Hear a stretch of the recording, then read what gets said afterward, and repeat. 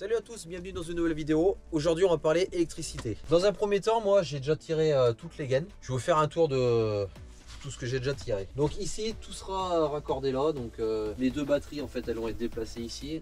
Au-dessus il y aura les fusibles, les MPPT, le transfo pour avoir le 220. Ici j'ai tiré des gaines pour prise 220, la jauge pour l'eau propre, le BMW 712 pour les panneaux solaires. Là ça c'est mes gaines qui viennent du toit qui est pour les fils des panneaux solaires. On descend ici. Là j'ai le gaine pour les deux lumières qu'il y a pour la salle de bain. On redescend là avec l'interrupteur. Là il y aura une prise, pareil ça va remonter avec le 220. Ça c'est les lumières au milieu avec le câble, la gaine qui redescendra dans la cloison pour l'interrupteur. Ici on a les gaines pour alimenter le ventilo, la télé. Là il y aura la lumière au-dessus du lit. Il y aura aussi prise USB. Là il y aura une prise 220. Ça sera pour la hotte dans la cuisine ou la lumière, je verrai encore ce que je vais mettre. Là il y aura une prise 220 aussi. En bas pareil, ça va être, je vais mettre une boîte de dérive je pense pour après raccorder le 220. Et là ça va être l'interrupteur qui en va et vient avec l'autre de derrière pour alimenter les lumières au plafond. Alors, au niveau des câbles, il faut du souple, pas du rigide. Le rigide c'est vraiment pour en maison en fait, là où les installations c'est fixe, ça bouge pas. Parce qu'ici avec le mouvement du véhicule, les câbles en fait ils arrivent à casser. Donc il faut vraiment du souple. Puis même par rapport aux normes en VASP ils disent du souple aussi. Les couleurs, donc j'ai pris rouge et noir pour le plus et le moins.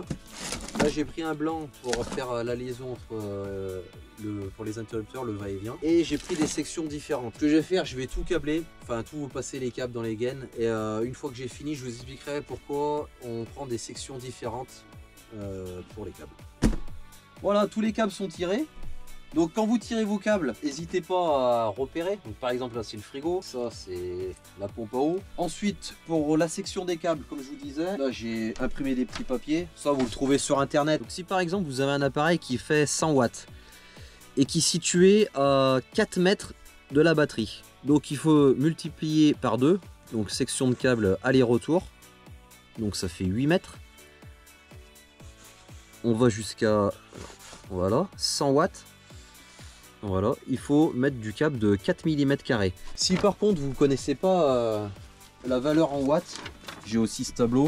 Donc ça par contre c'est du coup si vous connaissez que les ampères. Si par exemple vous avez un appareil qui fait 10 ampères et qui est situé admettons à 3 mètres, donc aller-retour 6 mètres, 10 ampères, 6 mètres, voilà c'est à peu près vers les 5,71.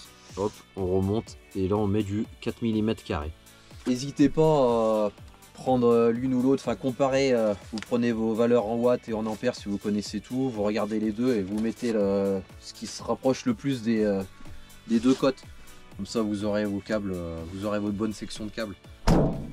Voilà, maintenant pour sortir la deuxième partie de la vidéo, il va falloir que j'avance sur l'aménagement. Comme ça après je pourrais te faire comment on branche les spots, les prises en 230, les petites prises USB, vers les batteries là, tous les disjoncteurs, les fusibles. Donc comme d'hab, n'hésite pas à liker, partager et si tu veux voir la deuxième partie, abonne-toi. Ciao.